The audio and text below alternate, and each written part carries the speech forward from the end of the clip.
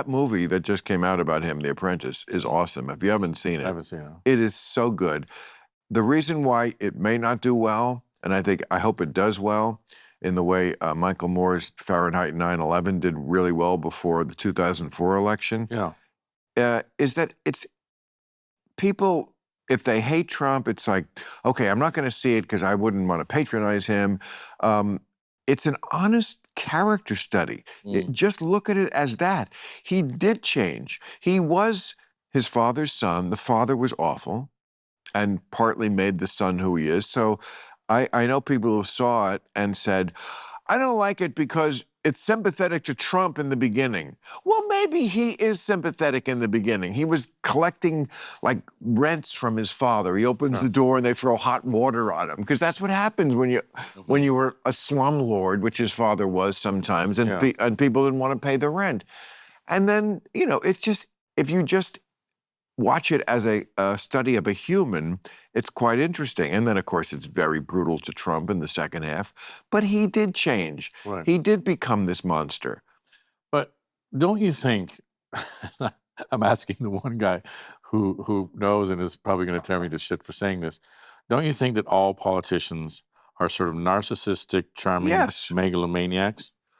Not all, no. I mean, there's a tribute in my book to a guy named Henry Waxman, who you probably never heard of, and that's why. That's why. He's so great. Okay. It's a tribute. We did it as an editorial. We gave him the Baldy Award. He's a bald, bespectacled congressman who single-handedly wrote, I mean the big boys. Wrote probably all the progressive legislation since, like 1980. He's not in Congress anymore, but he was until recently.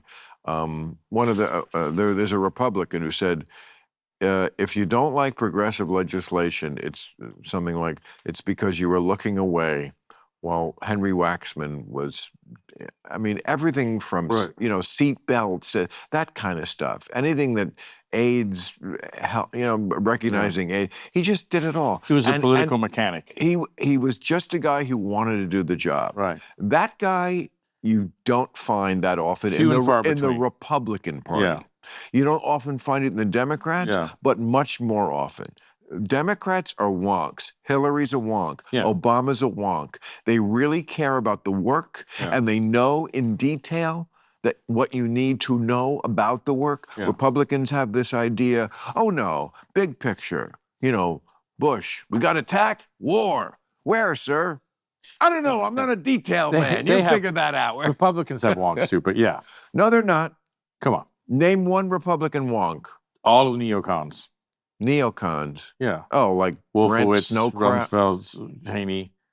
Yeah, they were policy wonks. They're not in the office. I'm talking about Republican versus Democratic politicians. Right. You can't name any Republican wonks who really care about I mean, that's not true. I'm sure they do. Some of them do their work, and I'm glad they do their homework because, again, I don't trust the left either.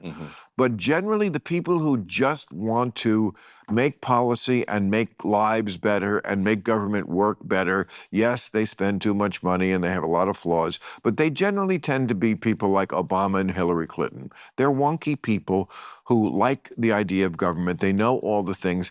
There's another, hey everyone, I'm on Substack now. Check it out and subscribe now at billmaher.substack.com. What could be simpler than that?